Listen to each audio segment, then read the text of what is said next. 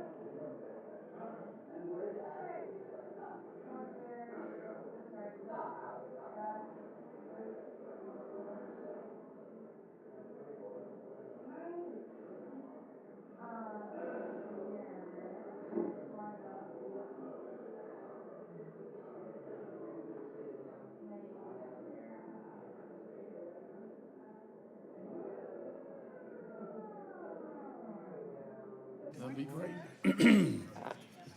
All right, sir. Yes, sir. Just avoid another internecine conflict. Return that.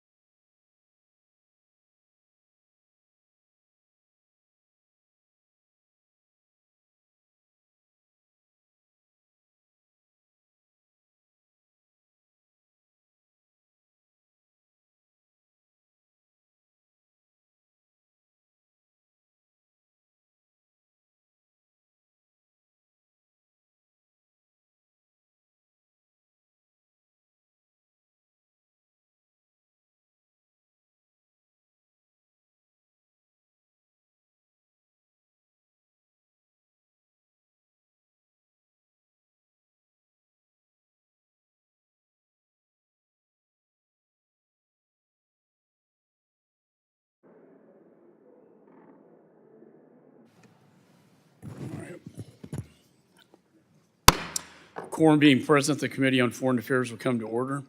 Committee's meeting today for consideration of H.R. 8437, Maintaining Our Ironclad Commitment to Israel Security Act, H.R. 8315, the Enforce Act, H.Res. 616, expressing support for the people of Afghanistan, condemning the Taliban's assault on human rights and specific targeting of women, girls, and members of religious and ethnic minorities, and expressing support for any Afghans who assisted in the United States mission in Afghanistan. Chair announces that any requests for recorded votes may be rolled, and he may recess the committee at any point without objection. So ordered. Pursuant to House rules, I request that members have the opportunity to submit views for any committee report that may be produced on any of today's measures without objection. So ordered. Pursuant to notice, I now call up H.R. 8437, Maintaining Our Ironclad Commitment to Israel Security Act. The bill is circulated in advance, and the clerk shall designate the bill. H.R. 8437 to provide for congressional oversight of proposed changes to arms sales to Israel. Without objection, first reading is dispensed with. The bill is considered read and open to amendment at any point. Without objection, the McCaul amendment in the nature of a substitute, number 134, circulated to members in advance, shall be considered as read and will be treated as original text for purposes of amendment. I recognize myself for an opening statement. Recently, we have learned that the administration's ironclad commitment to Israel is not, in fact, ironclad. In an about-face, the Biden administration is now withholding critical arms necessary for Israel to win this war. This administration wants to dictate how Israel executes the war they were thrusted into. President Biden said, quote, "If they go into Rafah, I'm not supplying the weapons, period." That would be similar for us to say during World War II, my father's war, you can't invade all the way up to Berlin. You can invade all the way up to Berlin, but you can't go into Berlin to finish the job. President Biden's decision to withhold weapons, the ranking member and I signed off on and were approved and appropriated by Congress, is tantamount to an arms embargo. Israel is in a fight for its very existence, and this administration's public break with Israel has only made negotiations and victory more difficult. This decision was made without consulting Congress. We had to learn about it from the media and then President Biden's CNN interview. Congress had a long-standing role in appropriating and overseeing security assistance and arms sales to Israel. Just last month, we passed a massive assistance package for Israel, which was requested by the administration. There were no conditions, new conditions applied on this aid to Israel, and certainly none related to Rafah. President's policy is circumventing congressional intent.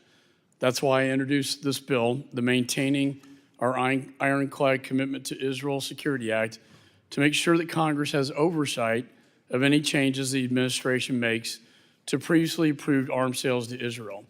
This bill requires the administration to notify Congress if they are going to make any changes to existing arms sales to Israel.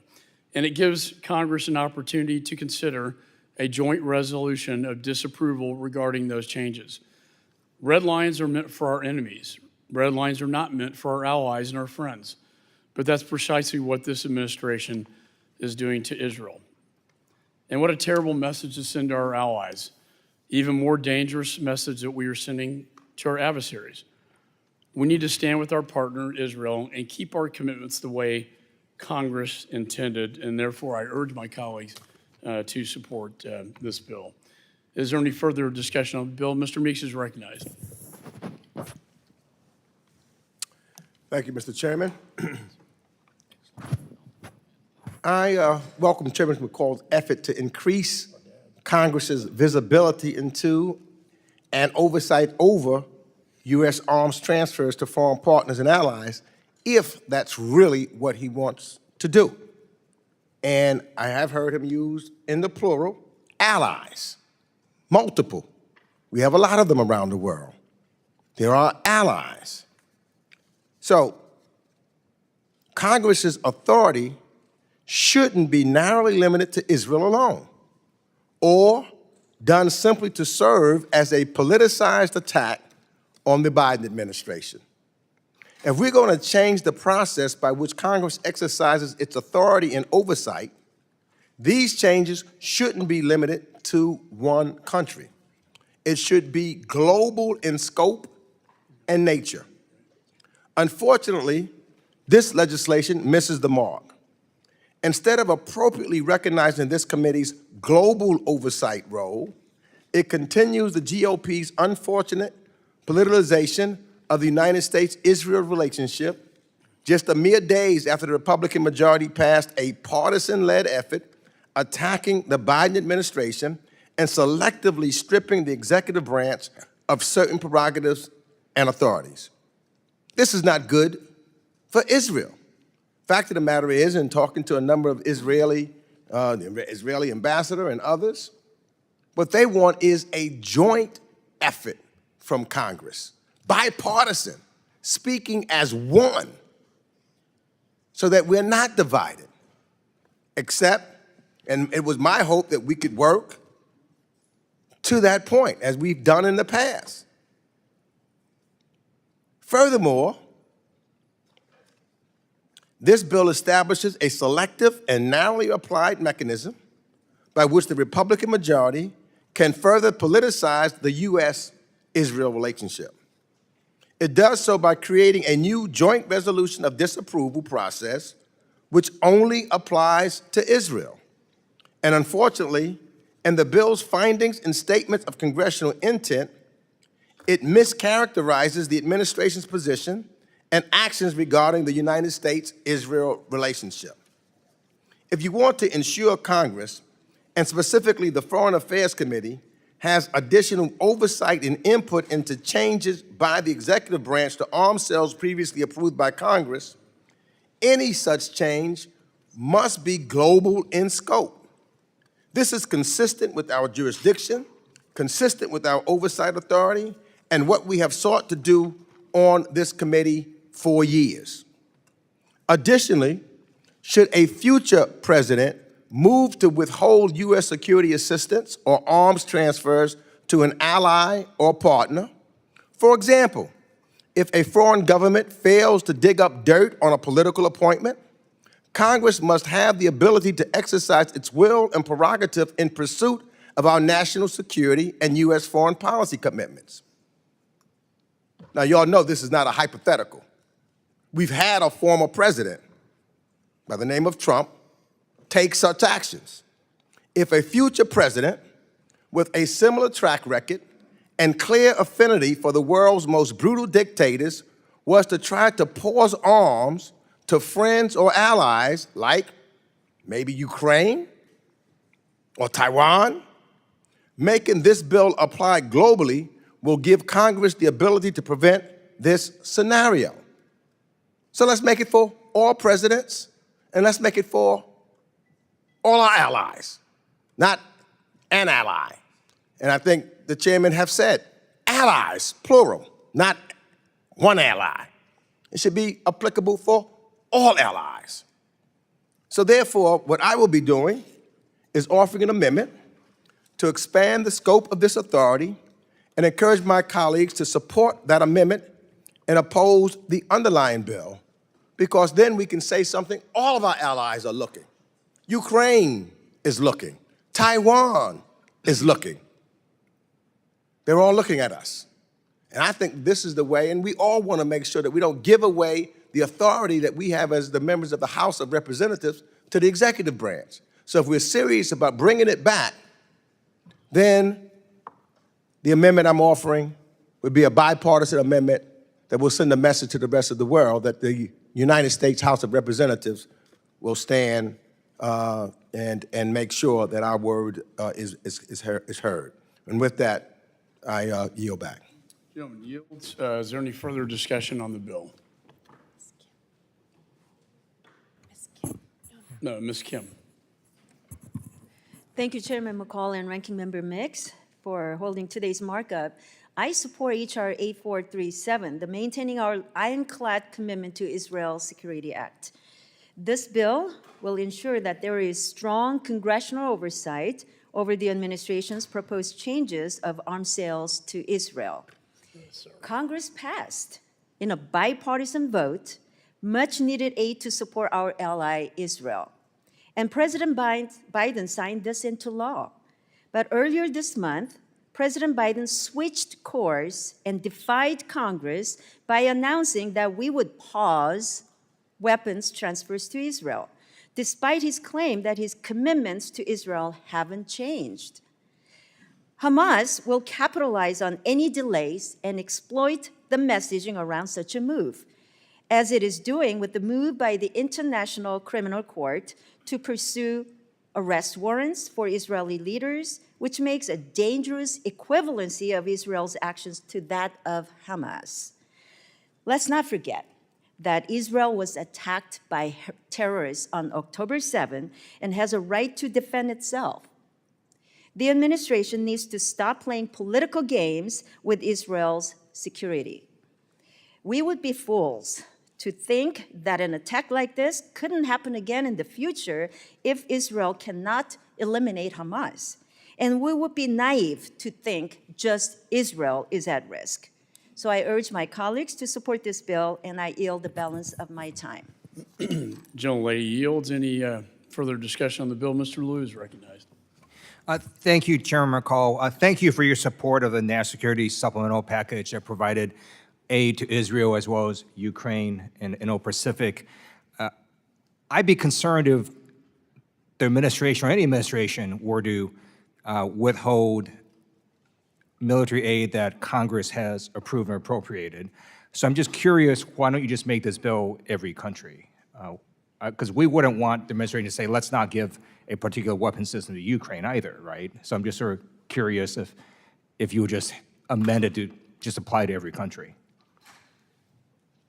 And we'll be entertaining that argument and discussion when Mr. Meeks offers his amendment to this bill. Got it. Thank you. I yield back. Any further discussion on the bill? There being no further discussion on the bill, the committee will move to the consideration of amendments. Does any member wish to offer an amendment? Mr. Meeks is recognized. This amendment revised the joint resolution of If the gentleman will pause, the clerk shall distribute the amendment.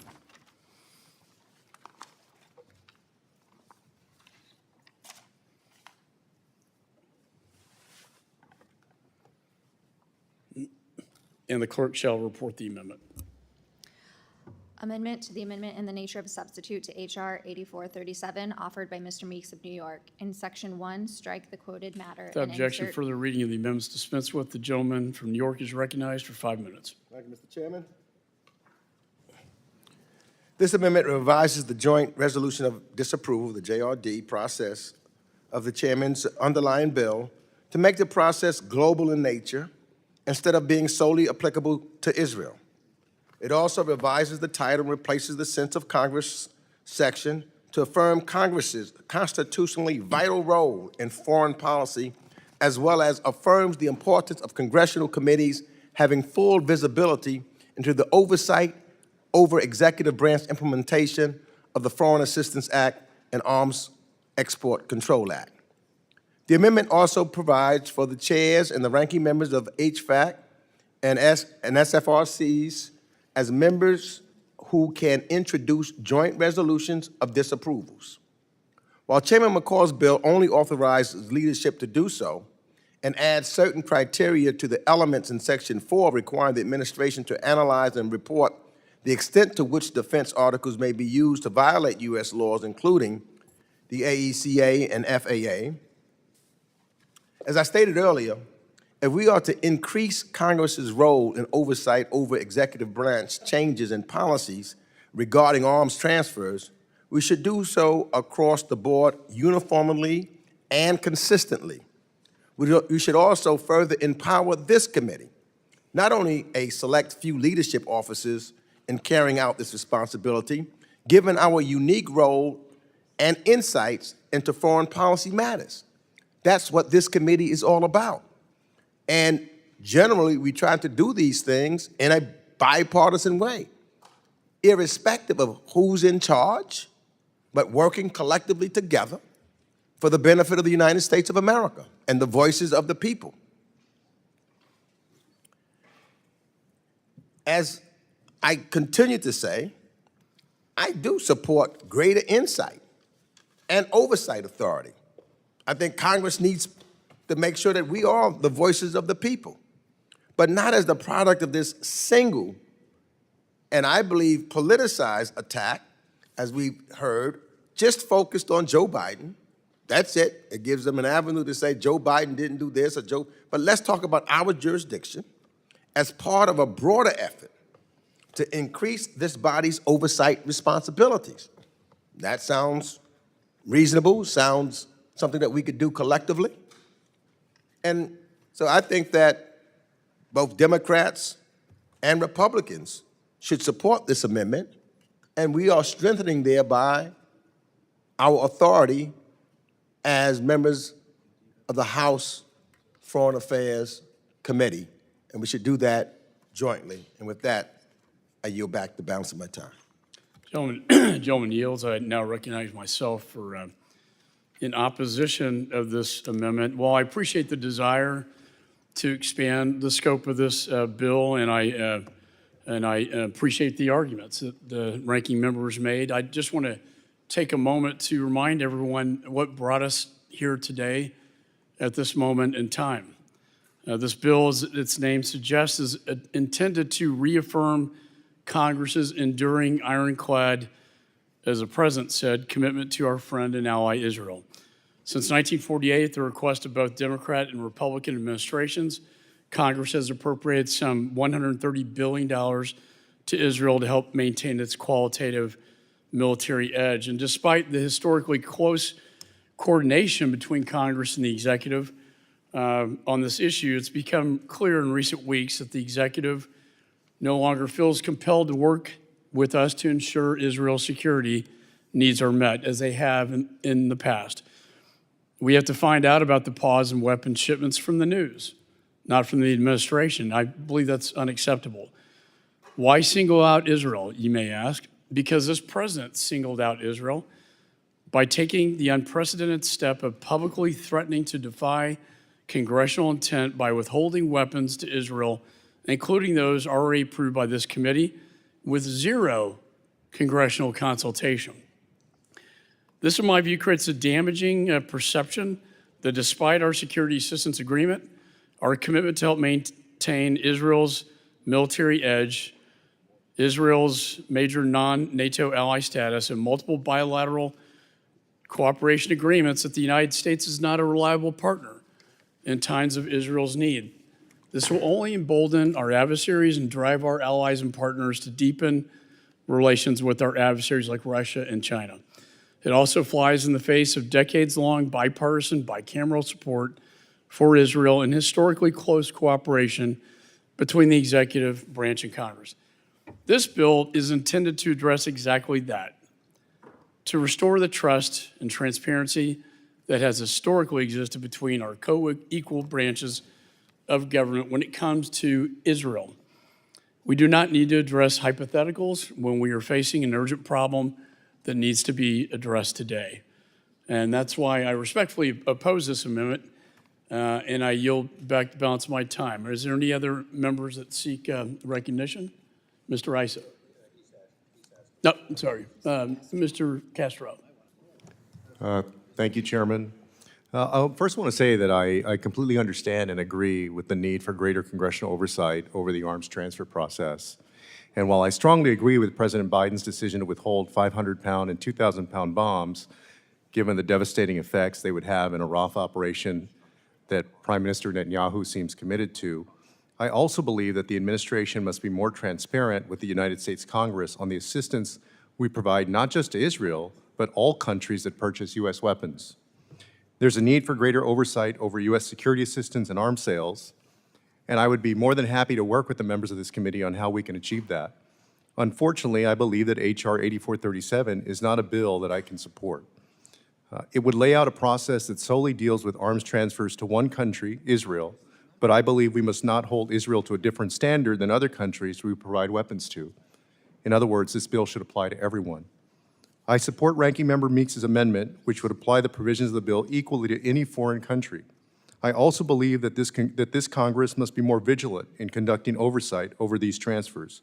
I believe all of us, Democrats and Republicans, can agree that addressing the conflict in Gaza is urgent. The stakes cannot be higher for both Israelis and Palestinians, and that the United States must lead. I hope this committee will hold more full committee hearings on this conflict, including on the transfer of weapons to Israel. The members of the committee can raise these important questions to the administration with that forum. I urge my colleagues to support this amendment as well, and I yield back. Gentleman yields. Any other members seek recognition? Mr. Rice is recognized. I thank you, Chairman. I'm going to associate myself in many ways with all of the previous speakers. I think that we should do greater oversight on all weapons transfers. We should, in fact, assert our position. We should, in fact, know why weapons are being withheld. All of that is not what's before us today. And so what I want to do is call this what it is, a first step, an appropriate one. And I want to make people aware of something that perhaps is more significant, in my view, than the 500 and 1,000-pound bombs that may or may not be used in this fight. The President has said that if the Israeli government will do what they ask, then they will deliver to them the locations and the targeting information of high-ranking Hamas leaders. The other way of saying it is this administration, for whatever reason, is withholding information that would allow more accurate targeting of the actual people who are the targets of this war. This war cannot and should not be about targeting innocent Palestinians. This should not be about targeting facilities. This should and must be about targeting, in fact, the Hamas leaders on the behest of Iran, who murdered 1,000 innocent Israelis on October 7th. So what bothers me the most, and the reason that I'll take any first step with my chairman here, is that, in fact, this administration could be delivering and assisting in the micro-targeting of the actual culprits. And until we are willing to do that, we are part of what has been a huge amount of what some may call collateral damage. I want that collateral damage, as it's called, to end, and I want the President to, and this administration, the Department of Defense, and anyone else, the CIA, who may have information that would allow us to rescue the hostages, kill or capture those who perpetrated this incredible crime on October 7th. That's what this war should be about, and that's what American participation should be about. And when I voted with the chairman and virtually everyone on this dais to provide aid to Israel, the intention was to provide them the ability to defend themselves with the assumption that America would stand by our allies' side and help them bring this war to an end by finding and either capturing or killing those who perpetrated the crime and rescuing hostages, including Americans. So, Mr. Chairman, I stand ready to vote with you as soon as you call the question, and I yield back. I appreciate the gentleman's comments. Do any other members seek recognition? Mr. Connolly. Thank you, Mr. Chairman. I want to express my support and gratitude to the ranking member for his alternative. Mr. Eisen talks about first step, supporting your underlying ANS as a first step. I don't understand why we only want to take the first step when we have an opportunity to take a more comprehensive step in codifying how Congress reasserts control over the shipment of armaments to allies. And why we would only pick one example over lots of others escapes me. And I would also say that I certainly share the distinguished gentleman from California's concern about tracking down Hamas terrorists. I also believe we have to protect civilians in Gaza. There cannot be any justification for 35,000 deaths in Gaza as collateral damage in going after Hamas. And so I believe the executive ought to have the ability to make discretionary judgments in trying to prevent those civilian casualties while Congress continues to exercise oversight over that discretionary judgment. And that's what Mr. Meeks's amendment would do, not only for Israel, but for other countries with which we have deep and long-standing military supply relationships, Saudi Arabia, Egypt, and other countries in the region. And so I think we have an opportunity here to improve on the chairman's amendment and reassert congressional control pursuant to the inherent powers of Article 1 of the Constitution. So I'm going to support Mr. Meeks's substitute amendment and urge my colleagues to give careful consideration to it as we deliberate in this markup. I thank the chair and I yield back. Gentleman yields. Any other members seek recognition? Mr. Barr is recognized. Thank you, Mr. Chairman. I oppose the ranking member's amendment, not because it goes to the second step, but because it doesn't go to the third step. If we actually want to exercise oversight over the executive branch's conduct of foreign policy in a comprehensive way, as my friend from Virginia suggests, then we should do far more than exercise oversight over arms shipments. We should exercise oversight in a more robust way over the executive branch's mismanagement of a wide range of foreign policy missteps, not just a failure to full-throatedly defend our ally Israel, but also the sanctions relief that this administration has offered to our adversaries, the Chinese Communist Party, in a unilateral way. In the APEC summit, where they offered upfront concessions to the CCP in exchange for the promise down the road of some assistance by Beijing on the shipment and the export of precursors of fentanyl, poisoning Americans. That has never been reciprocated by the CCP. Or why not conduct searching oversight over the executive branch's mismanagement of sanctions relief of Iran? $80 billion in oil revenues by the mullahs in Tehran gained by this effort to revitalize a JCPOA 2.0 that literally funded October 7th.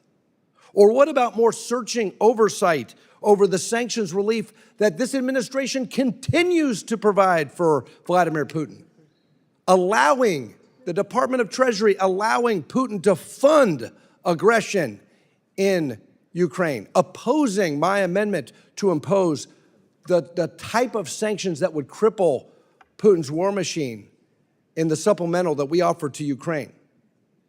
If you really want to take the second step and the third step, as my friends on the other side of the aisle say, why don't we amend the ranking member's amendment so that this committee actually has more comprehensive oversight over the mismanagement of foreign policy by this administration? I oppose the amendment because the suggestion that this just doesn't go far enough doesn't hold water, because all of us need to do a better job with oversight over the massive failures of this administration's foreign policy and the weakness that the Biden administration is projecting on the world stage in every conflict, ranging from Israel Ukraine, and our defense of Taiwan.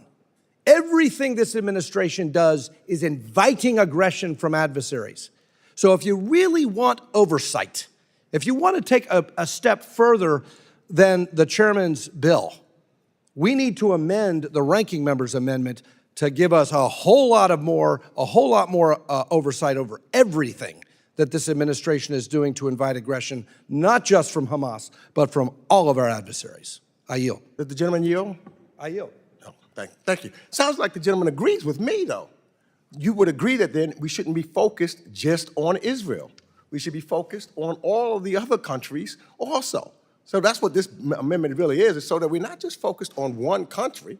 Let's focus, and it's this president and any other president, so that we have more power. Well, the gentleman, I'll reclaim my time and ask my friend, the gentleman from New York, the question: would the gentleman entertain my idea, not only to have the additional extension of oversight over arms shipments in other contexts in other countries, but also providing additional congressional oversight over the sanctions relief policies that this administration has chased on Russia, giving Russia a pass on energy, giving China a pass on fentanyl? Would the gentleman extend his concern to all of the weakness in every context of this administration? But this bill is not just an oversight, and from even what I hear, of just Biden. It's for any president, now and in the future. Because we could argue in the past about any president's international policies concerns. I can argue about something that was wrong when Donald Trump agreed with the Taliban. Reclaiming my time, I would entertain an amendment that actually did what the gentleman is suggesting, which is to say, to assert congressional oversight and retain our authority over sanctions relief. The fact that the Biden administration has provided a lifeline to Vladimir Putin by consistently and repeatedly giving this thug in Moscow the ability to finance this war shows weakness. The fact that this administration continues to provide sanctions relief to Beijing when they are systematically poisoning the American people, we should be asserting oversight over that as well.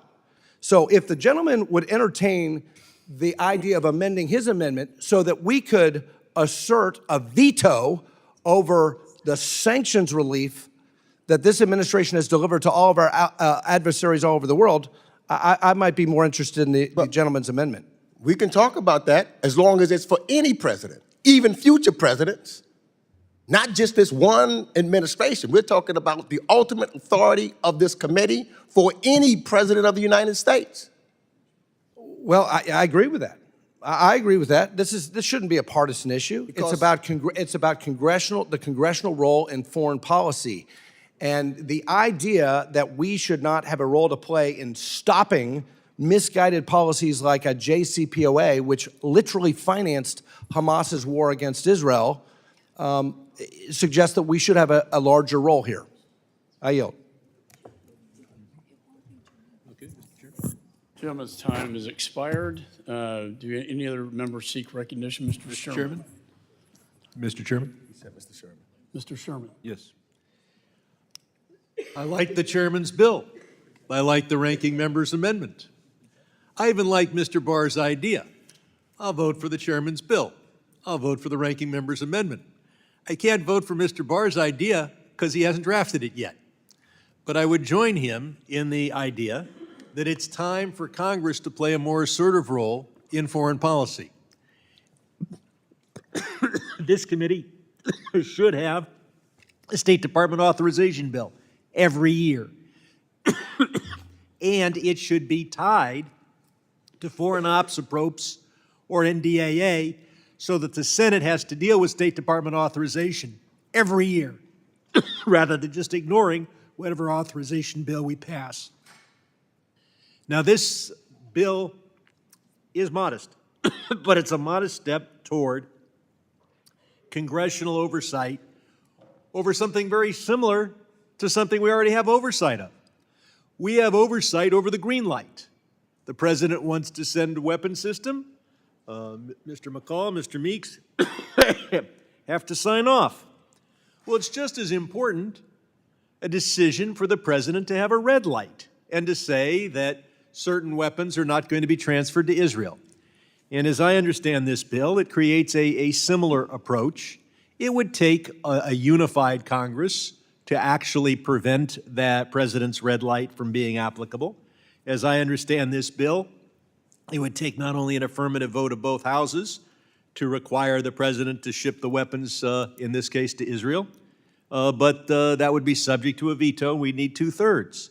But at least we would have some congressional oversight and some congressional say, and a unified Congress, should that ever occur, could actually override a presidential decision. Article 1 of the Constitution is Article 1 because our founders wanted to put policy making in the hands of the elected representatives of the people. Especially in the foreign policy area, things have drifted way too far. So I like a bill that deals with Congress having a role in this important decision as to whether, and future decisions on arms shipments to Israel. I like the amendment that broadens that idea to all arms shipments and all red lights that presidents might have. And I'm happy to talk to Mr. Barr about his legislation, but I can't fail to vote for a good bill and a good amendment in favor of an idea, because I can't vote for an idea, and I yield back. Gentleman yields. Any other members seek recognition? Ms. Dean. Thank you, Chairman McCaul, Ranking Member Meeks. I rise in support of the ranking member's amendment to the amendment in the nature of a substitute to H.R. 8437. This amendment simply takes the process proposed by the underlying legislation by the chairman and makes them more broadly applicable, quote, to any foreign country, all of our allies, anybody that we send weapons to, instead of singling out and making this unique to Israel. Expanding the scope of these processes to include all countries would ensure consistency in how Congress exercises oversight over the proposed executive branch changes to arms sales on the global basis. What is key to note? The core provisions of the underlying legislation that outline the notification, the review, the congressional disapproval processes would remain applicable to Israel. There's no reason to worry about Israel because Israel would be protected, our oversight ability would be protected in this amendment. They would just apply to any other country receiving U.S. defense articles or services. If the intent of this bill is truly to strengthen the ability, our ability in Congress to perform our valuable responsibility of oversight of executive pauses to arms sales, then there should be no hesitation in adopting this amendment. It only expands and confirms congressional visibility into these activities. I want to correct the record on one thing that the gentleman from California said. His concern over micro-targeting, the ability of Israel to micro-target. Let's remember what this pause was. It is on 1,800, 2,000-pound bombs. These are not bombs that are micro-targeting Hamas leaders. These are devastating 2,000-pound bombs that we have seen used over and over again in the same area, for example, risking and causing the great loss of civilian life.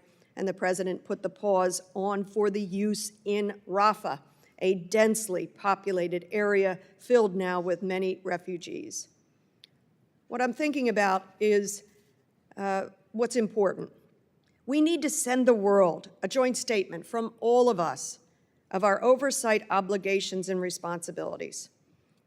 Honorable members, what we do here matters.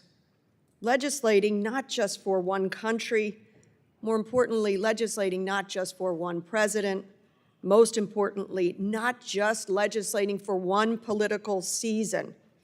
Let's take this legislation out of the political season and confirm our obligations of oversight in a long-term, long-living way that legislation ought to be about, not about the next 6, 8, 7, 8 months. I urge my colleagues to support Mr. Meeks' amendment. It is wise, it is global, it sends the right message of bipartisanship, and it sends the right message about what our obligation is in a bipartisan way in oversight over any administration. And I yield back. Generally yields. Any other member seek recognition? Ms. Kamlager-Dove.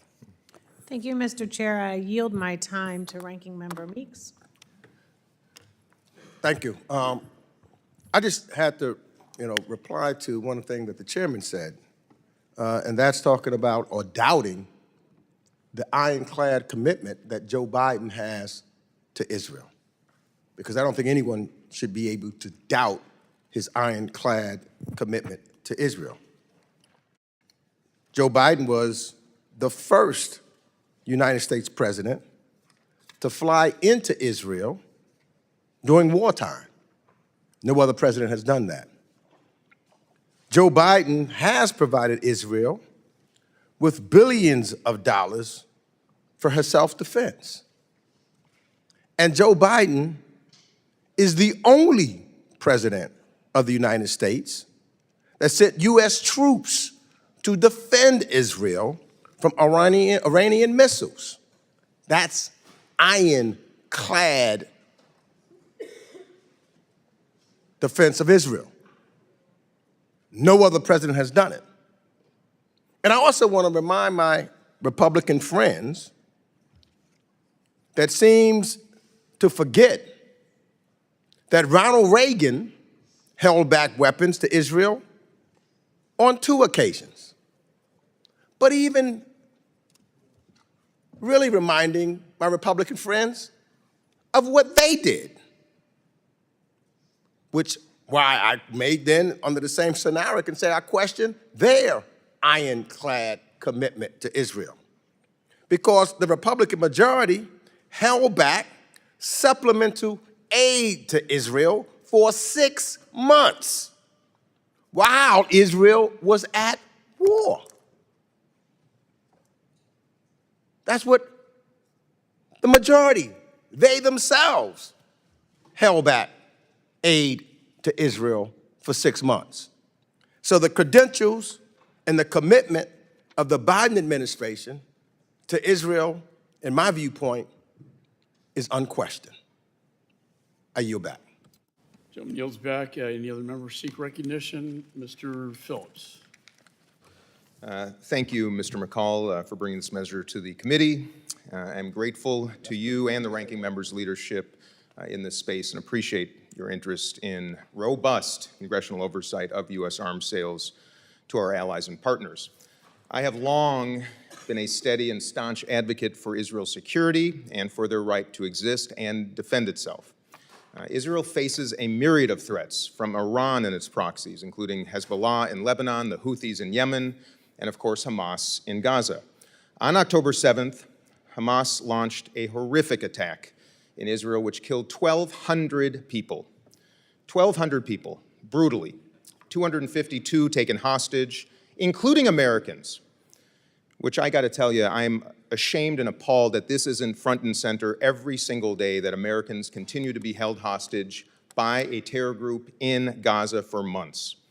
It resulted in the worst massacre of Jews since the Holocaust, and President Biden has consistently repeated, and I will reiterate, that Israel has a right to defend itself from terror and to assure that Hamas is dismantled and will never again be able to perpetrate another October 7th attack, ever again. I've also expressed clear disappointment with Prime Minister Netanyahu's leadership of Israel and prosecution, particularly of this war. And I've openly pushed for a comprehensive ceasefire that would facilitate the return of all hostages, allow an influx of humanitarian aid, much-needed aid to civilians, and the removal of Hamas from power in Gaza once and for all.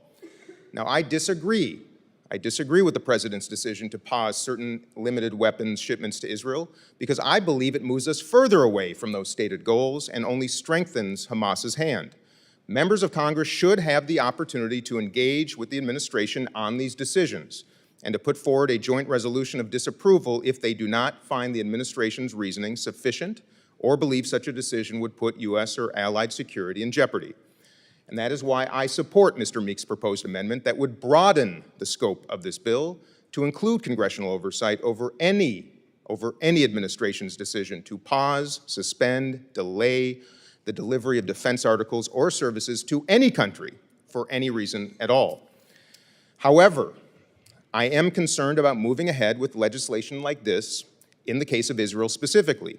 We talk a lot in this body about a double standard that exists with respect to how Israel is treated on the international stage vis-a-vis other countries, and I agree.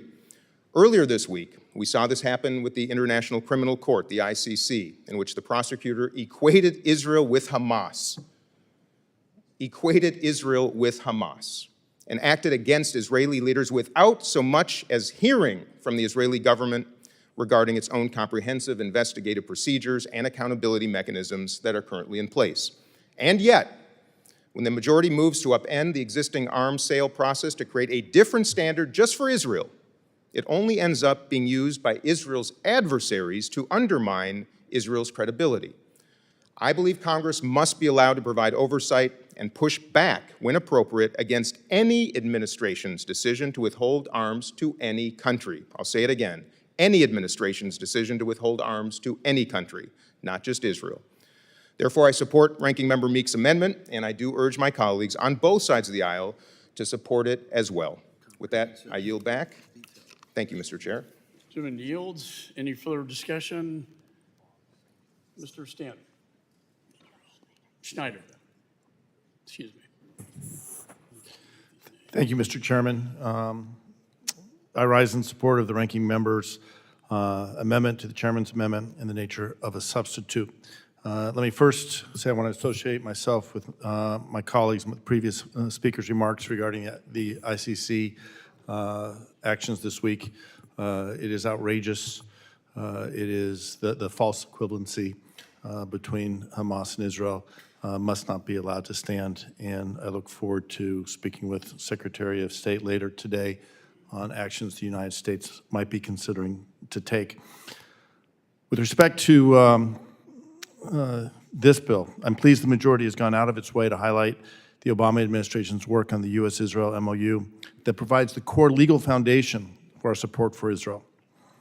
I publicly disagreed with President Biden and the administration's recent decision to delay a single weapons shipment to Israel, as Israel is fighting an existential war.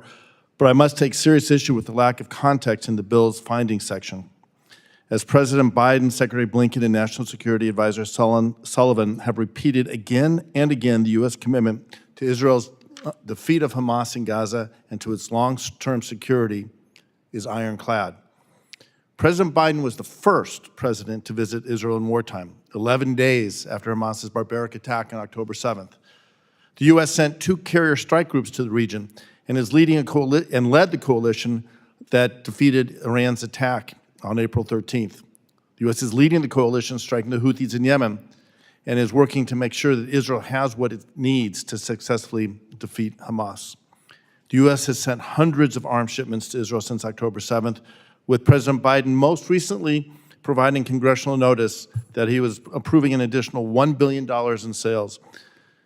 Israel has no closer and no more reliable friend in the world than the United States. And the United States has no more important ally in the Middle East, and I'm committed to keeping it that way. To the heart of the bill, I very much support the chairman's view that Congress must play an important role in supporting aid to our allies. However, the U.S.-Israel relationship should be a model for how we work with our closest allies across the world. If a future administration should decide to abrogate our commitments to NATO, commitments established by Congress, or Ukraine, or Taiwan, Congress must be able to use these tools to assert its prerogative on those matters as well. The ranking member's amendment shows that the ironclad U.S.-Israel relationship should be a model rather than an isolated instance. The United States must support our allies in Europe, the Middle East, and the Indo-Pacific, and do so consistently and reliably. I urge my colleagues to support the ranking member's amendment. I yield back. Gentleman yields. Any further discussion on the amendment? There being no further discussion, the question now occurs in the amendment offered by Mr. Meeks. All those in favor signify by saying aye. Aye. All those opposed signify by saying no. No. In the opinion of the chair, the noes have it, and the amendment is not agreed to. Roll call vote has been requested pursuant to the chair's previous announcement. This vote will be postponed. Are there any further amendments? Mr. Self is recognized. Thank you, Mr. Chairman. I speak on behalf of Mr. Davidson's amendment to H.R. 8437, the Arms If the Sales to gentleman Israel will Act. pause, the clerk shall distribute the amendment.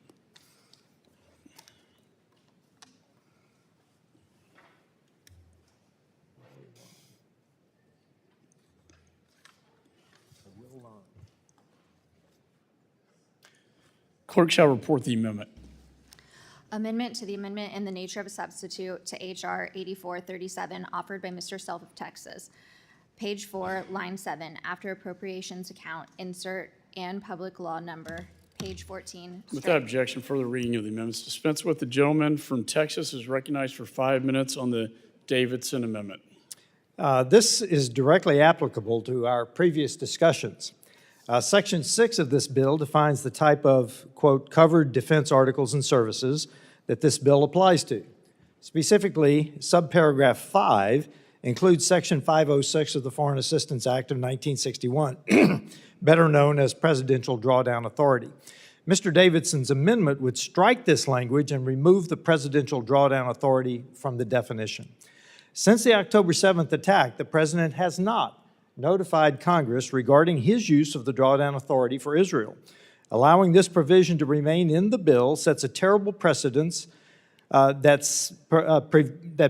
permits Congress to intervene in that process if any president chooses to pause, suspend, delay, or abrogate the delivery of items to a foreign nation, even as part of a policy review. The PDA is meant to be a unilateral capability that allows the president to transfer defense articles and services from U.S. stockpiles to foreign countries without congressional approval during an emergency. Earlier this month, we saw President Biden delay shipments of bombs with precision guidance for use against tunnels to Israel, an action which Mr. Davidson and I strongly oppose.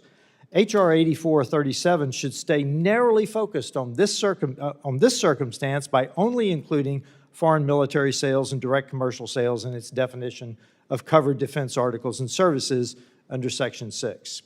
Again, I want to be clear, while this administration recently delayed the delivery of weapons approved by Congress, there isn't a single incident since October 7th where this administration halted delivery of weapons to Israel through the use of his drawdown authority. I believe this is a fair amendment and allows every future president to maintain discretion over drawdown authority. If our colleagues want to discuss reforms to PDA, then Mr. Davidson and I am happy to have that conversation, but this bill is not the way to go about it. Precedent is powerful, and we should not set this dangerous precedent in this bill. In addition, Mr. Davidson's amendment also addresses Section 4 of this bill, which outlines information that a congressional notification must contain if a sale to Israel is paused, suspended, delayed, or abrogated. Specifically, number 5 on that list includes a description of the source of funds. However, it only asks for the identification of an applicable appropriations account. Congress recently passed pro-Israel packages, such as the Further Consolidated Appropriations Act and the Israel Security Supplemental Appropriations Act. This amendment simply amends this subparagraph to add in a public law number. This ensures members would know the actual appropriations account in question and the law passed by Congress in which funding was allocated for the defense articles and services. For example, both of these appropriations bills included funding for the Foreign Military Financing Program for Israel. If this administration or any future administration pauses an FMS sale to Israel or an FMF sale, the appropriations account listed in their notification would be the same. There'd be no difference. We wouldn't know the law. However, the public law number would be different. Moving forward, it's important for Congress to differentiate between all these packages so we know exactly what's being paused and why. The more information we have, the more thorough the congressional review process can be. It would mean that members of Congress can be confident about their votes on a disapproval resolution if a circumstance eventually amounts toward that action. Mr. Davidson thanks the chairman and his staff for their work on this amendment. I urge my colleagues to support it. With that, I yield back. Gentleman yields back, and we say I support this amendment, Davidson amendment. I thank the gentleman for this amendment to remove presidential drawdown authority from the bill. This authority, as you pointed out, has not been used for Israel in many years. This amendment addresses specific aspects of the base bill, and I'm grateful for the gentleman's efforts to improve the text, and I urge support from my colleagues on this amendment. Does any other member seek recognition on this amendment? There being no further discussion, the question now occurs on the amendment the Davidson amendment offered by Representative Self. All those in favor signify by saying aye. Aye. All those opposed signify by saying no. In the opinion of the chair, the ayes have it, and the amendment is agreed to. Are there any further amendments? Mr. Castro is recognized. Thank you, Chairman. I'd like to call up amendment that's at the desk, Castro 110. The clerk shall distribute the amendment.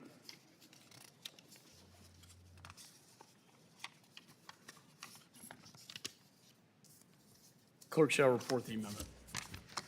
Amendment to the amendment in the nature of a substitute to H.R. 8437 offered by Mr. Castro of Texas.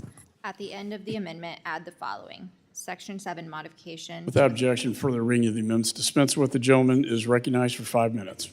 Thank you, Mr. Chairman. The underlying Arms Export Control Act has a provision that requires the President to notify this committee of any delivery of defense articles if the chairman and ranking member of this committee jointly request that notification. As written, the law requires that the chair and ranking member jointly request that the President provide notice of the delivery of defense articles subject to the Arms Export Control Act. The chair and ranking member have to request a notification for particular foreign military sale transfer, and therefore need to know about the impending delivery in order to request such a notification, defeating the whole purpose of the provision. Under my amendment, the President would need to notify the chair and ranking member of this committee and also its Senate counterparts of any shipment of defense articles covered by the Arms Export Control Act. This amendment would give this committee access to the information necessary to truly conduct oversight over arms transfers, including this law. And I urge my colleagues to support my amendment. Gentleman yields. Yield Any back. further discussion on the amendments? Mr. Birch is recognized. Thank you, Mr. Chairman. Ranking Member, I oppose this amendment because it is beyond the scope and purpose of the bill. This amendment is not focused on the matter at hand. Instead, this sets a global requirement for the President to notify shipments of all notified sales. What the President did in this case is after a shipment was ready to get delivered by boat or plane, he stopped that shipment. Regardless of whether Congress was notified of a sale or not, including the date of its proposed shipment, the problem we are facing is that the President stopped the shipment before it went out to Israel. The President also showed in his actions that he wouldn't inform Congress first. Instead, Congress learned about this and held shipment when the President went on television and broadcast his decision to the world, and that's when I heard about it. This amendment does not address that unilateral action by the President, and therefore I oppose it. Thank you, Mr. Chairman.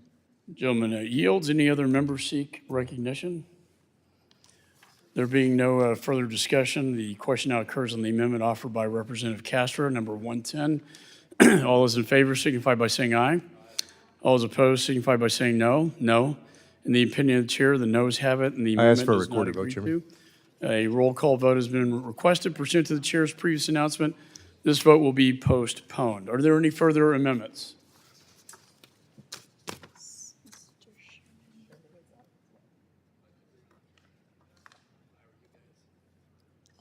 He's not here.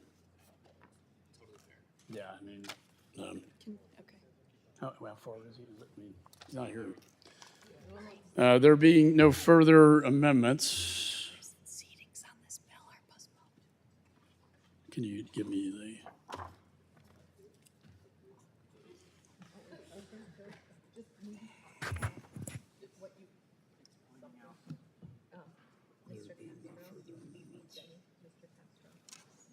Okay, will Castro take it? Is he going to take Sherman's amendment? Is he going to take Sherman?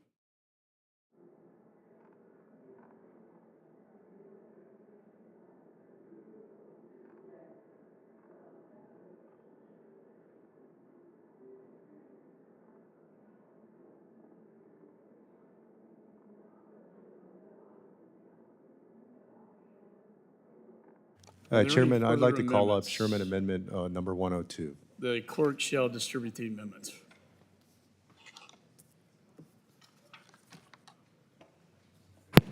Clerk shall report the amendment.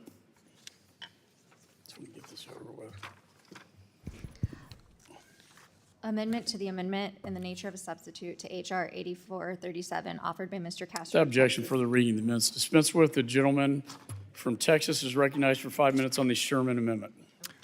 Chairman, Mr. Sherman is recognized. Mr. Sherman's here, all right. Surprise. I thank Mr. Castro for offering the amendment and seek 5 minutes to speak in favor. The gentleman is recognized for 5 minutes. As I've said before, I support the chairman's bill when it comes to our closest allies, especially Israel, that face sustained efforts from a hostile terrorist organization.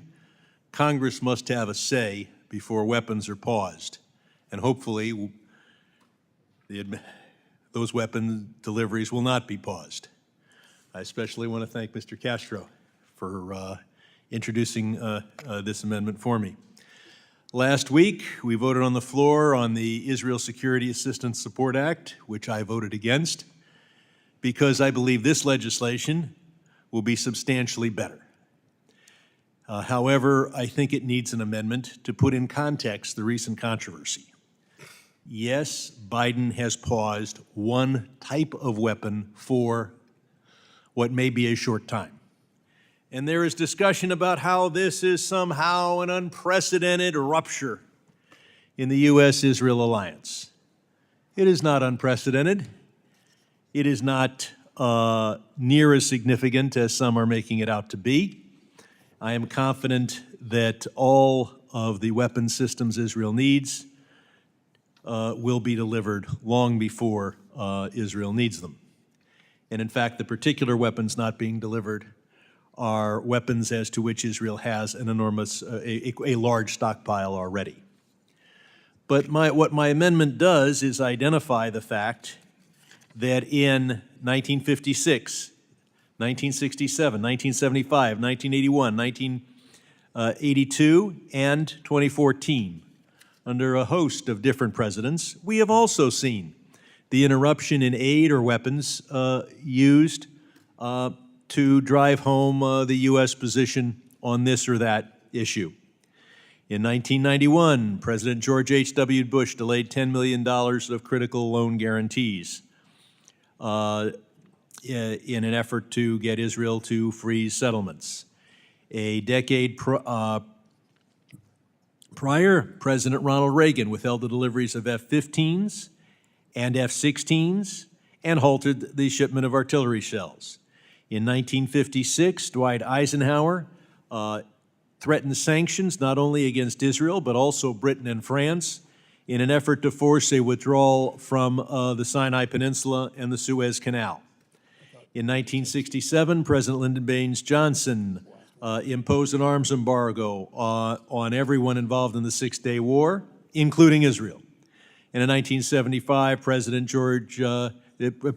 Gerald Ford warned that he would reappraise ties with Israel in an effort to pressure the Israeli government. This is a complicated relationship. It is a close relationship. It is a long-standing alliance.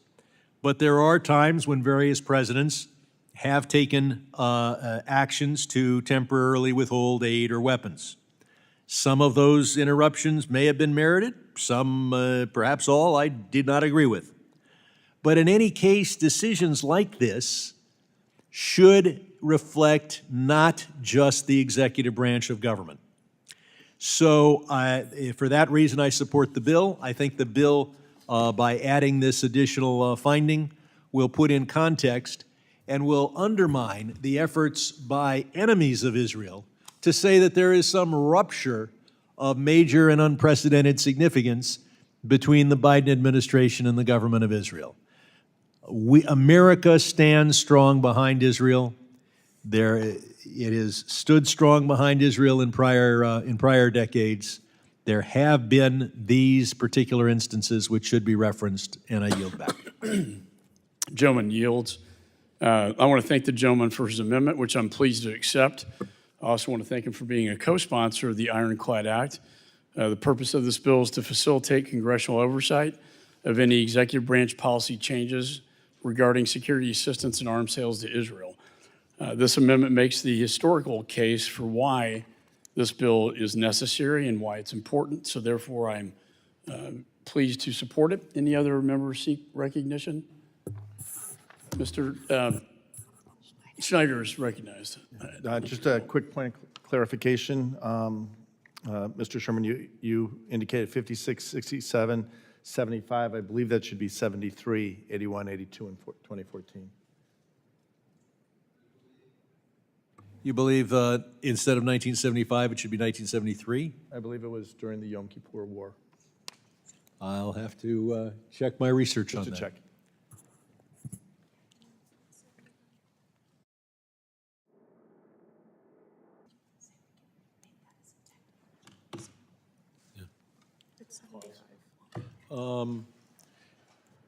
We can make Okay, that as a in technical March change. of 1975, Kissinger said that the Ford administration was reassessing U.S. Middle East policy, including assessments to Israel.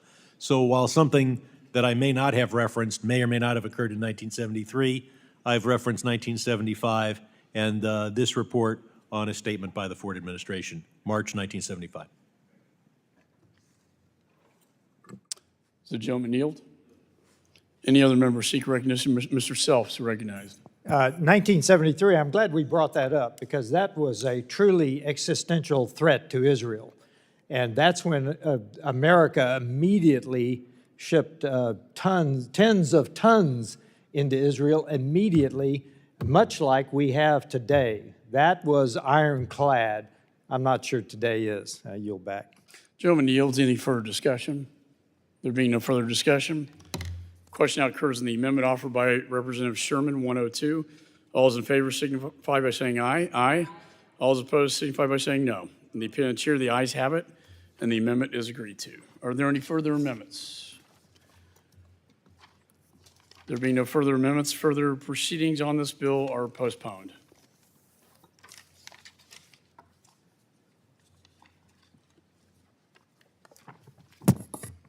Pursuant to notice, I now call up H.R. 8315, the Enforce Act.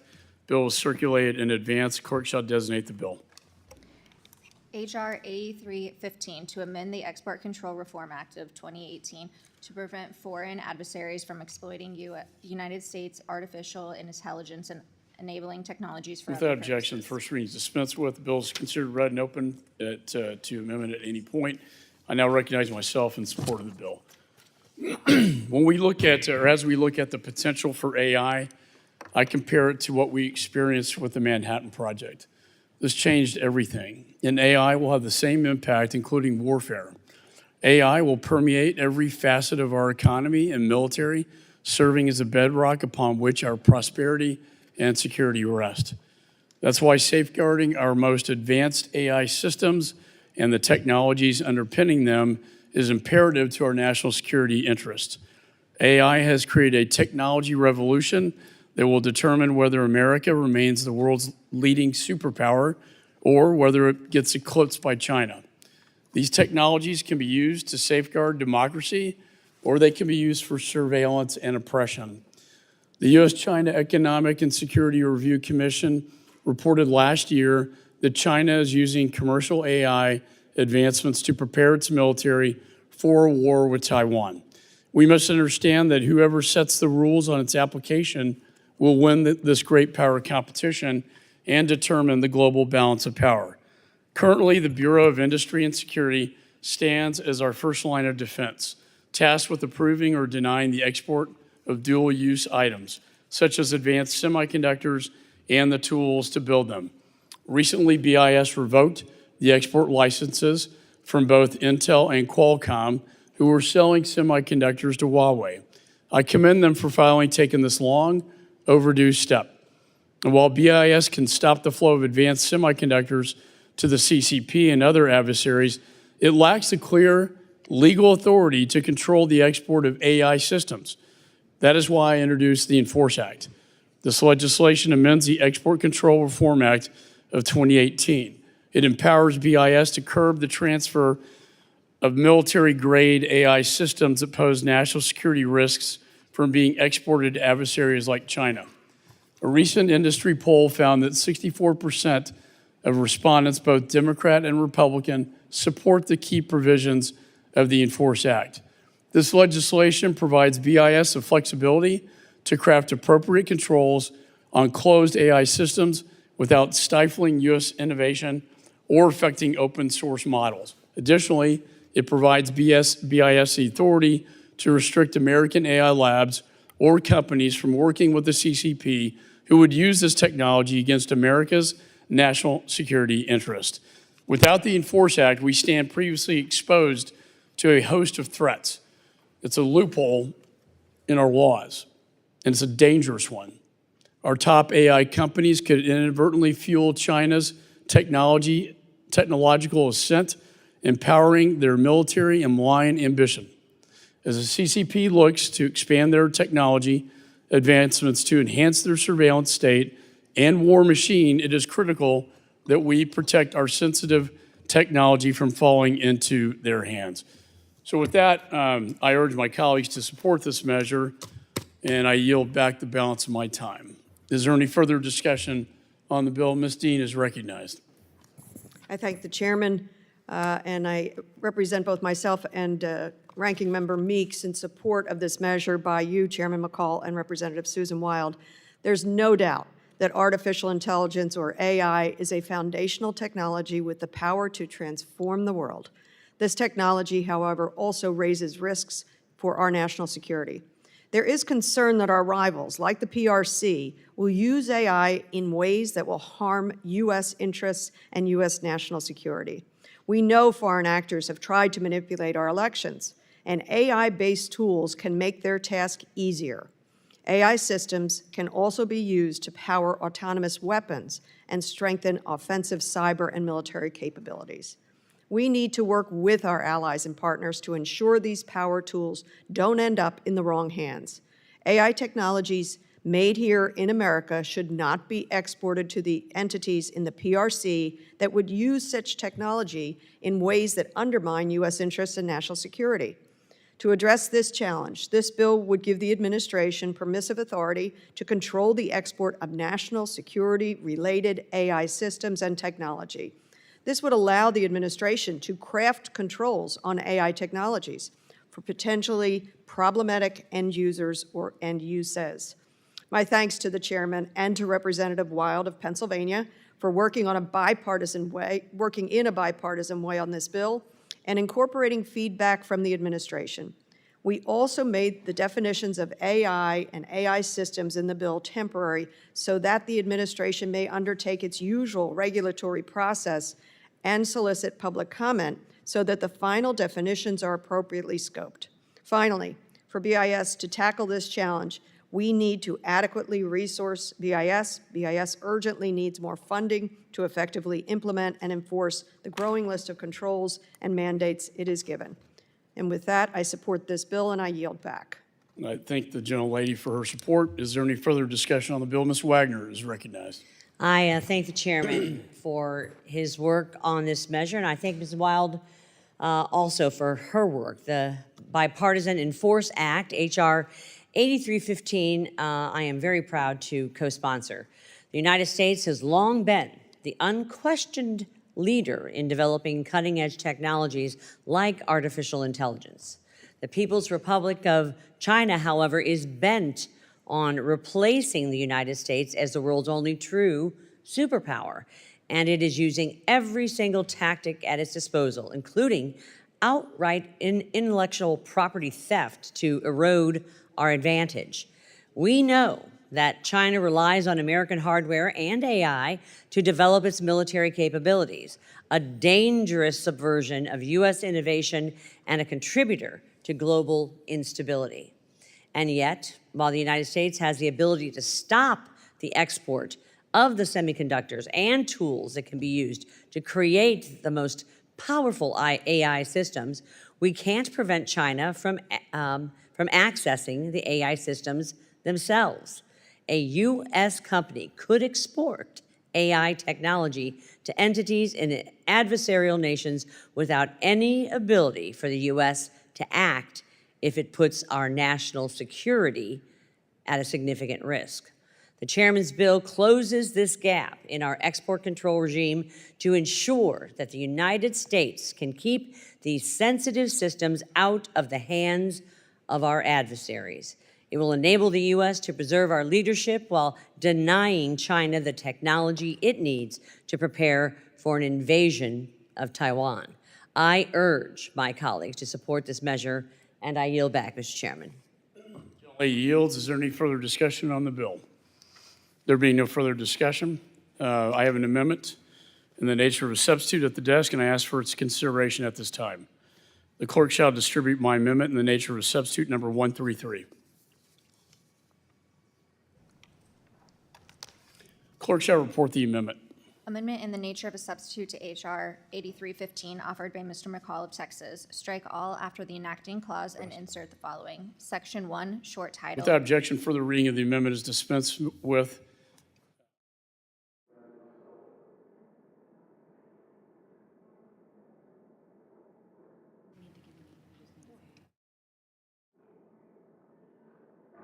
Is there any discussion on the amendment? There being no discussion on the amendment, question now occurs on the amendment in the nature of substitute 133 offered by myself. All those in favor signify by saying aye. Aye. All those opposed signify by saying no. In the opinion of the chair, the ayes have it. The amendment is agreed to. Are there any further amendments? There being no further amendments,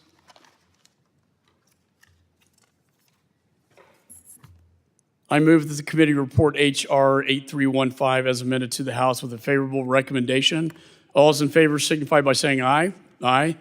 All those opposed signify by saying no.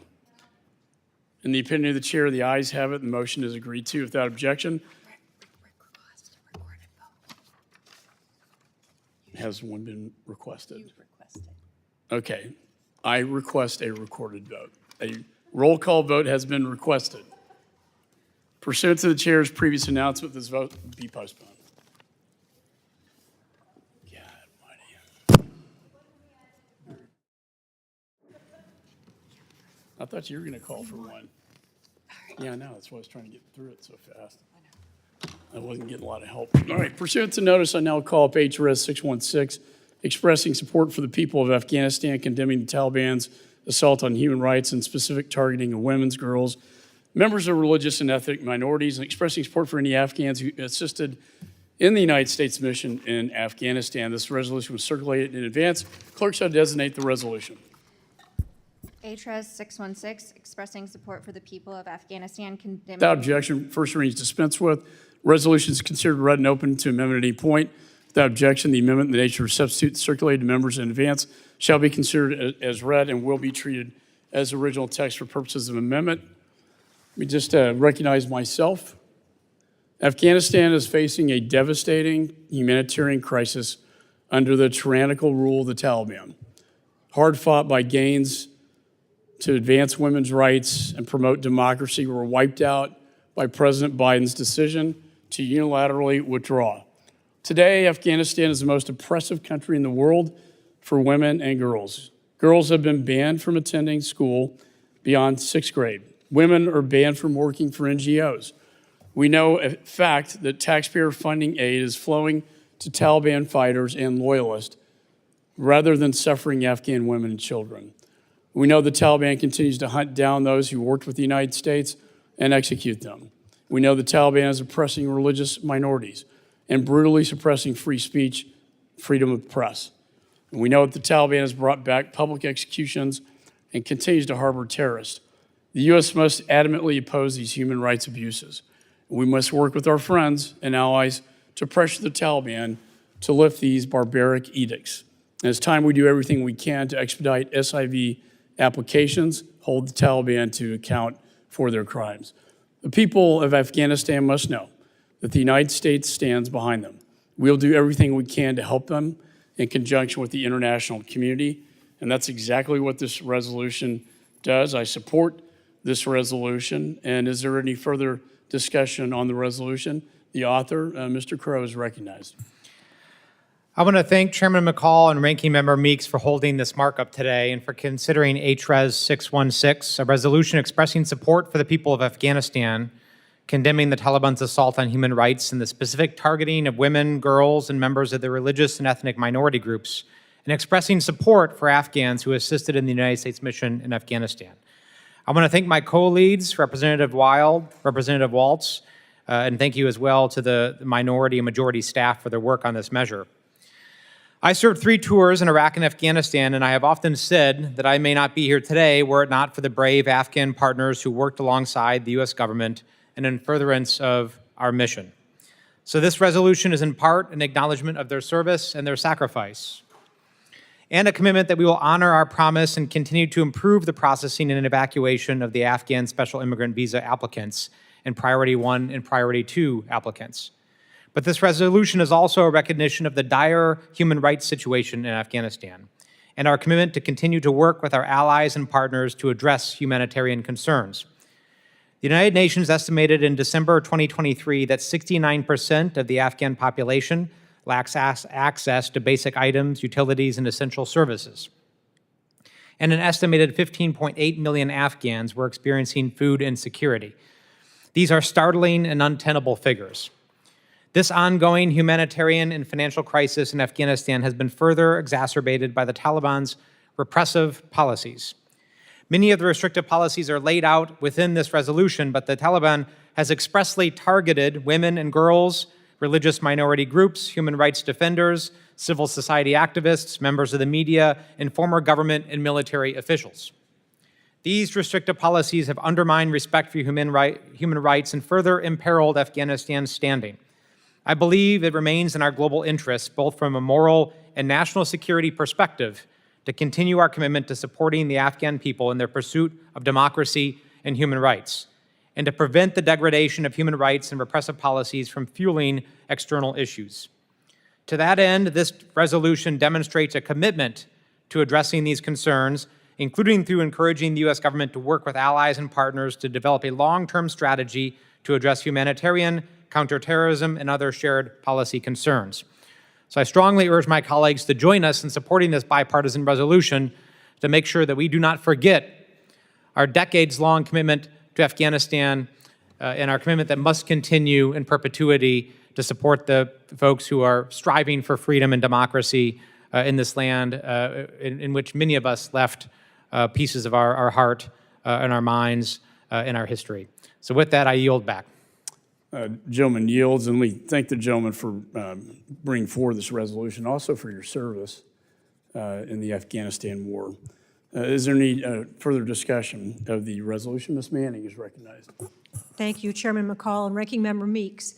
I am proud to be a co-sponsor of H.Res 616, an important bipartisan resolution introduced by our colleagues, Representatives Crow, Wilson, Wild, and Waltz, which highlights and condemns the Taliban's brutal human rights abuses, particularly against women and girls, and reaffirms our ongoing commitment to the basic human rights of the Afghan people.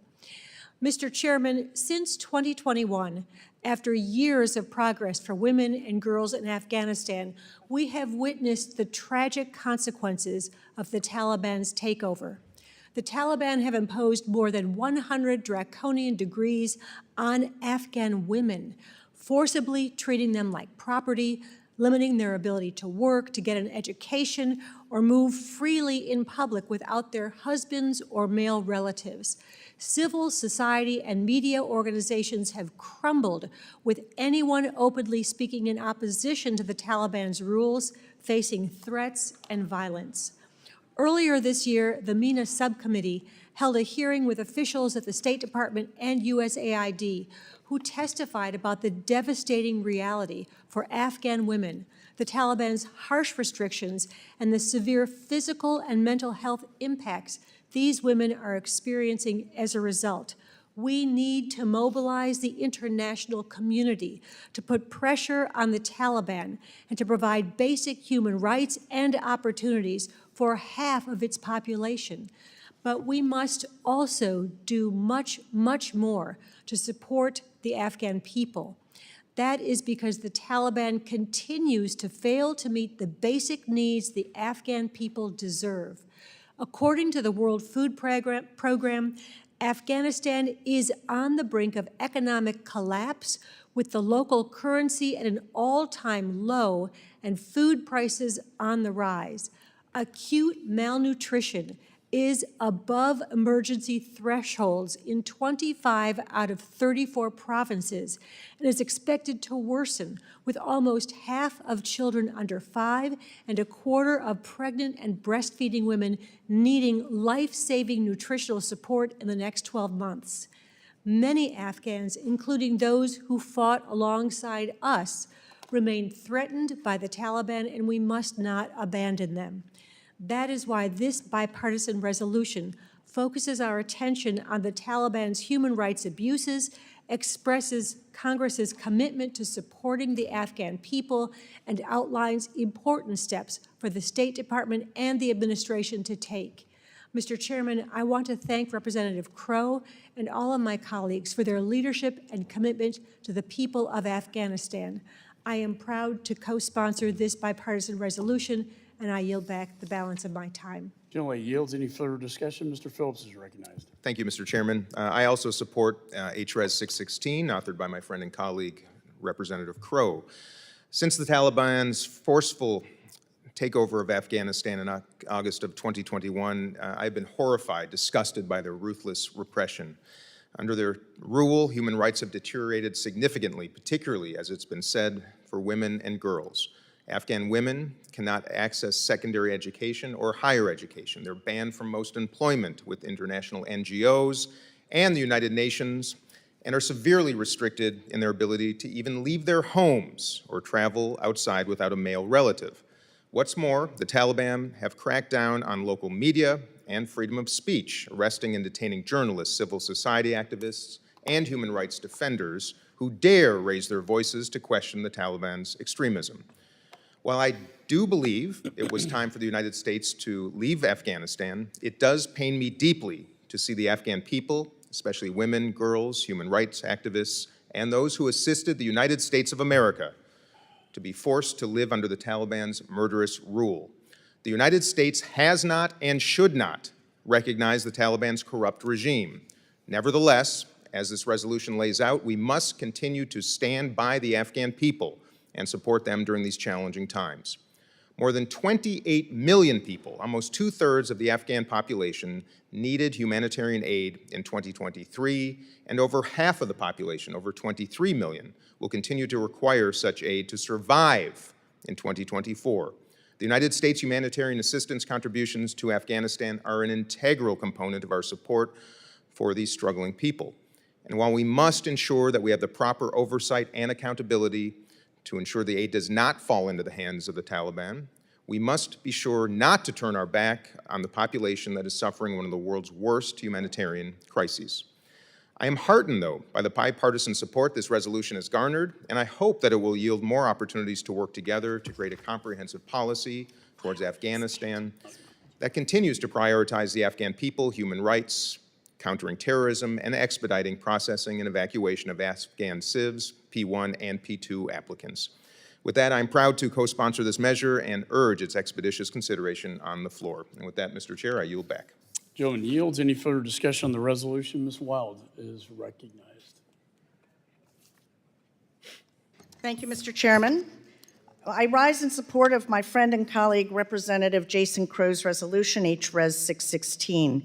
I am proud to be a co-lead of this bipartisan effort to stand with the people of Afghanistan in view of the Taliban's systemic attacks on the rights and dignity of women and girls, religious and ethnic minorities, journalists, and dissidents, among many others.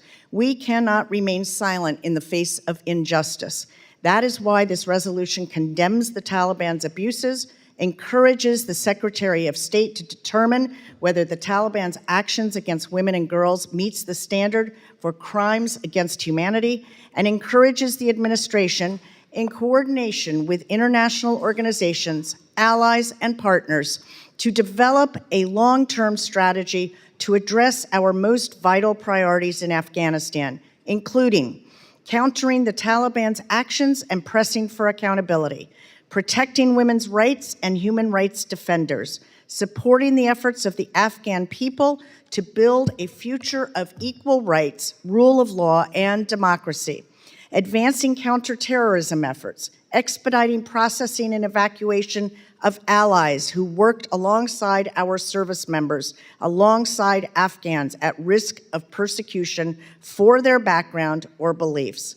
On behalf of our service members who risked, sacrificed, and lost so much in our nation's longest war, let us come together to support a future that is worthy of the Afghan people.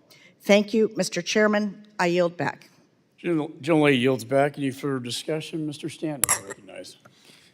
Thank you very much, Mr. Chair. I would like to speak in support of Congressman Crow's bill, H.Res. 616, which rightfully condemns the Taliban's assault on human rights and the specific targeting of minority groups. Indeed, over the last 3 years, the Taliban has tightened its oppressive hold over the Afghan people. Entire families have been displaced. Girls are barred from schools. Terrorist organizations are emboldened, and the elderly are starved.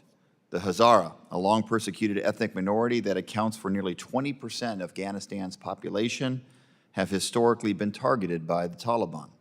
A small Hazara community resides in my district, and I have had the privilege of hearing their stories.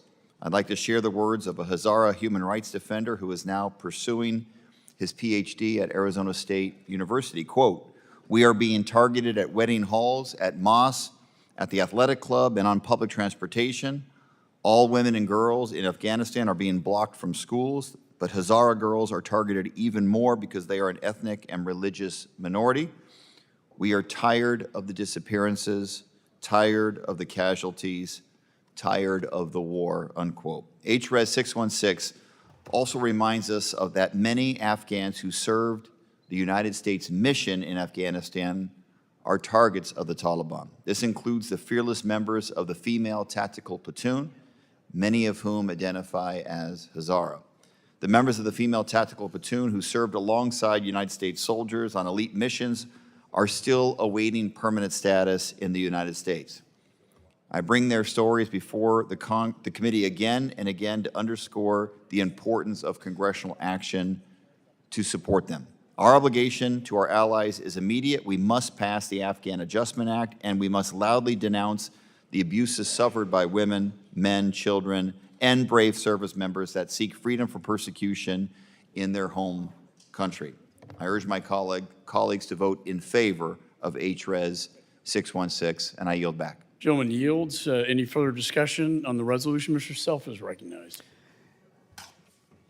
First of all, I thank my colleague, Mr. Crow, for his service in Afghanistan. I'm sure I was not there as long as you were, so thank you.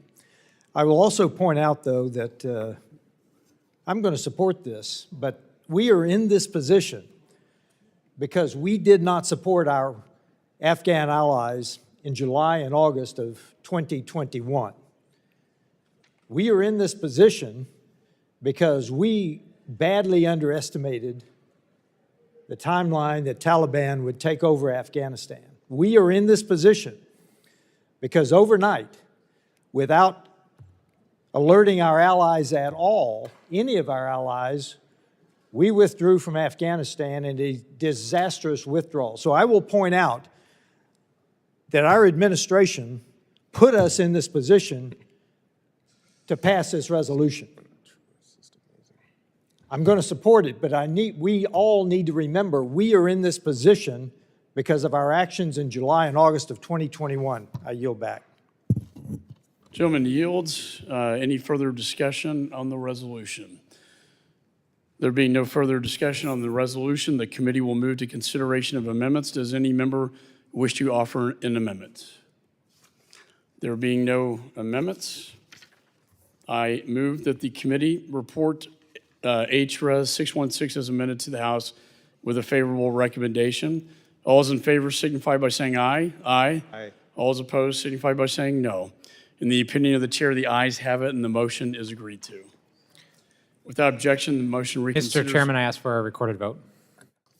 Motion reconsiders laid on the table, and a roll call vote has been requested. Pursuant to the chair's previous announcement, this vote will be postponed. With that, the committee will stand in recess.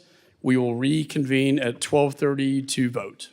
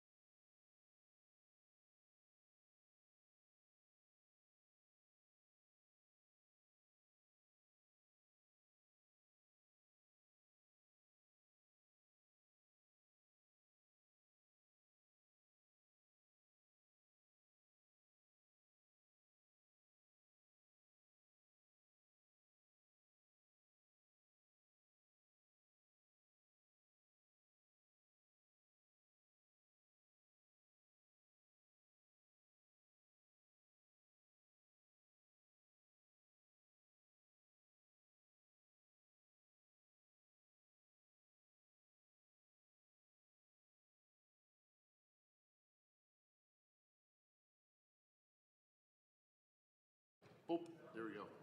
Hello, there we go. Hey, Dwight, you're right, the switch was in private. So I'll go back to where I was.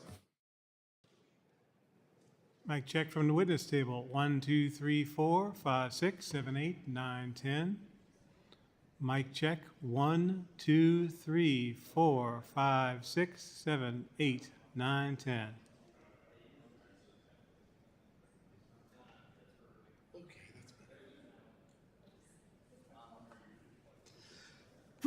Excuse me. Okay.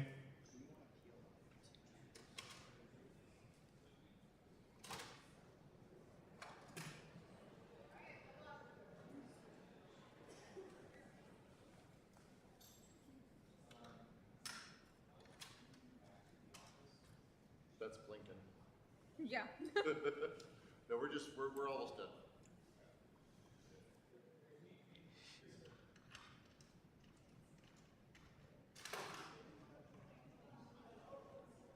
All right. Can you tell us what time the hearing is actually starting? Well, we're starting votes for markup in 7 minutes. And then the hearing will start at 2 o'clock. Okay, cool. Yeah. He says 2.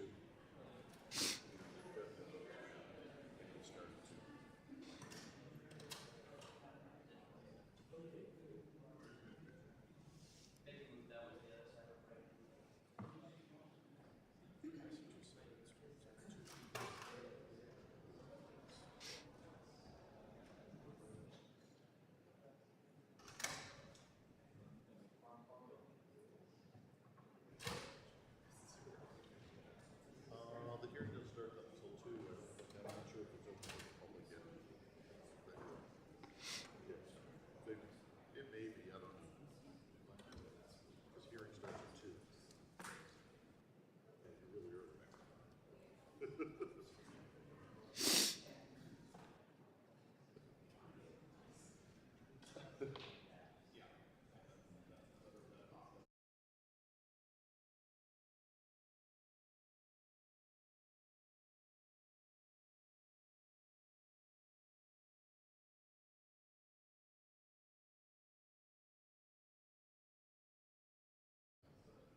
Mic check. Yeah, well, he'll just do it. Yeah.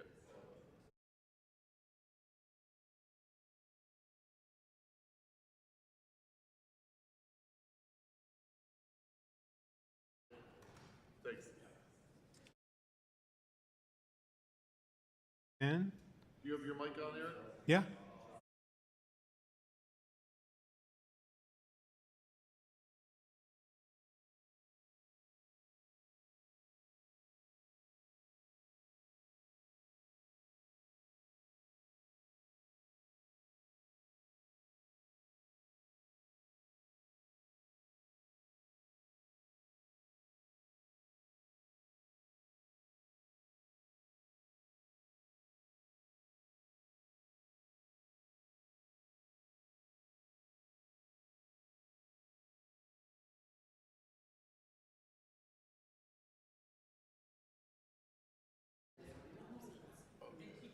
Oh, okay.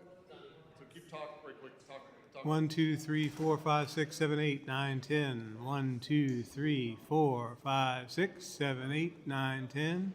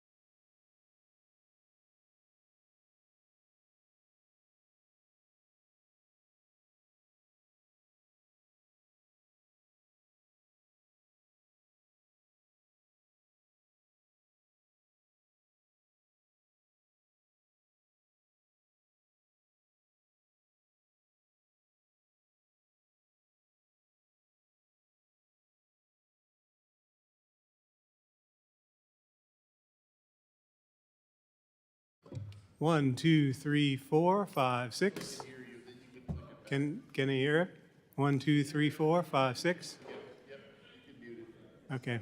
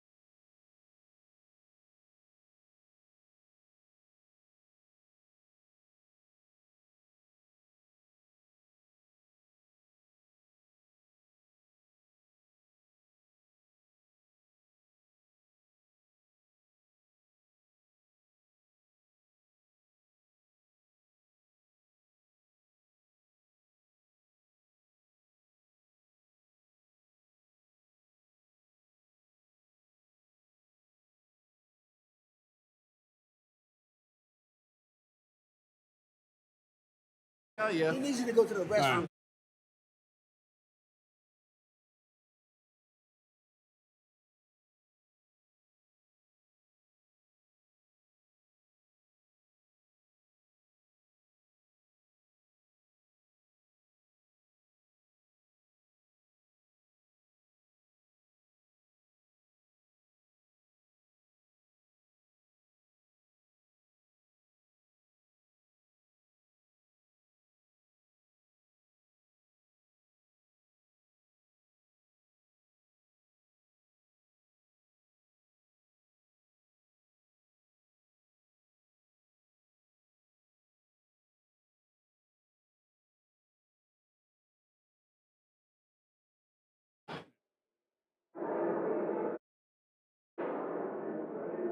Come to order.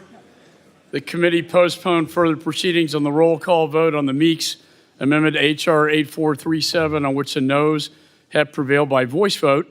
Question now occurs on agreeing to the amendment. Members will vote using the electronic voting system. The clerk will open the vote. It's coming to us.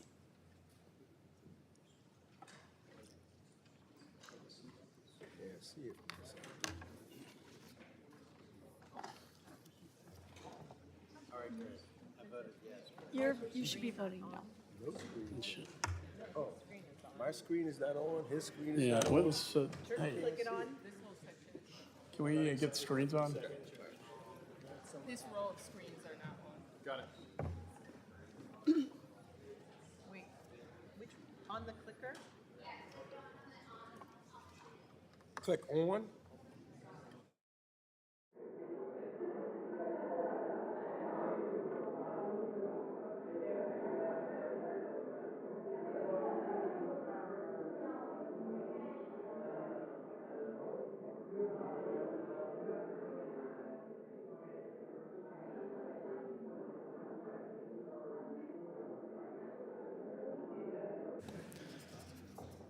Have all members voted? Does any member wish to record or change their vote? The clerk will close the vote and report the tally. On this vote, the ayes are 22, the noes are 24. The noes have it, and the amendment is not agreed to. Committee postponed further proceedings on the roll call vote on amendment number 110 offered by Representative Castro to H.R. 8437, on which the noes have prevailed by voice vote. Question now occurs on agreeing to the amendment. Members will vote using the electronic voting system. The clerk will open the vote.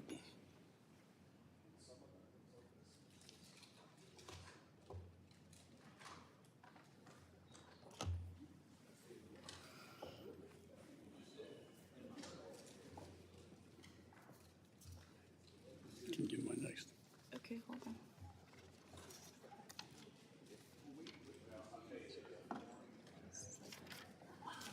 Wait, no. Where's the next one? I know, but don't.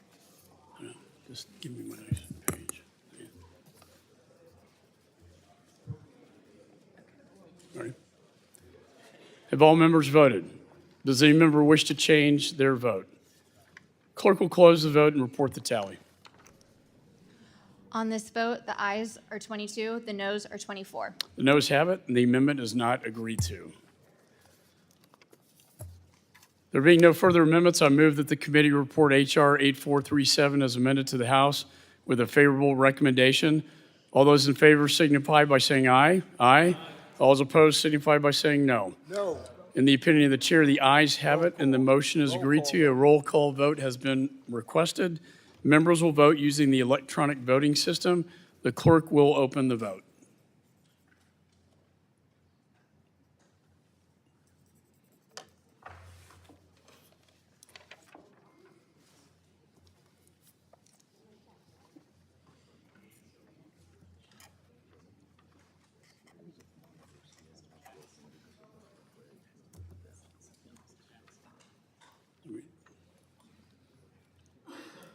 Have all members voted?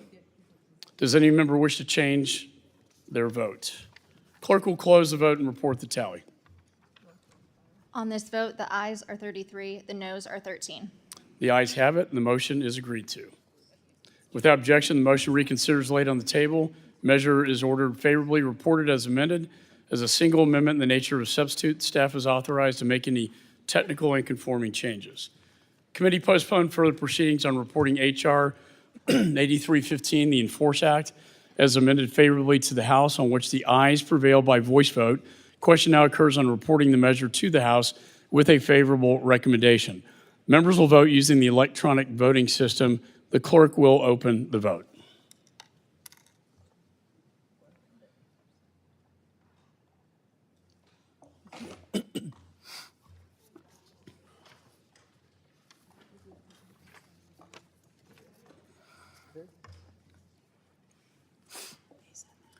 Have all members voted? Does any member wish to change their vote? The clerk will close the vote and report the tally. On this vote, the ayes are 43, the noes are 3. The ayes have it. The motion is agreed to without objection. The motion reconsiders laid on the table.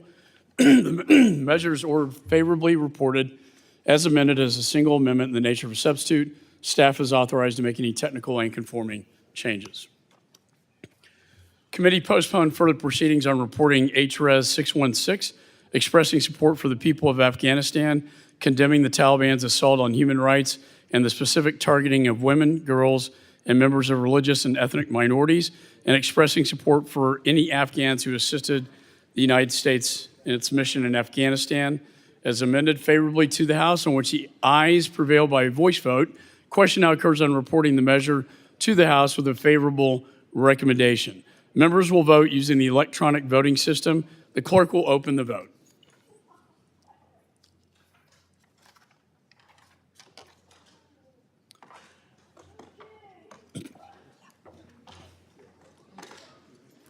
Have all members voted? Does any member wish to change their vote? Clerk will close the vote and report the tally. On this vote, the ayes are 46, the noes are 0. The ayes have it, and the motion is agreed to without objection. Motion reconsiders laid on the table. This concludes the consideration of measures noticed by the committee. We will begin the hearing with Secretary Blinken at 1:45. There being no further business to transact, committee stands adjourned.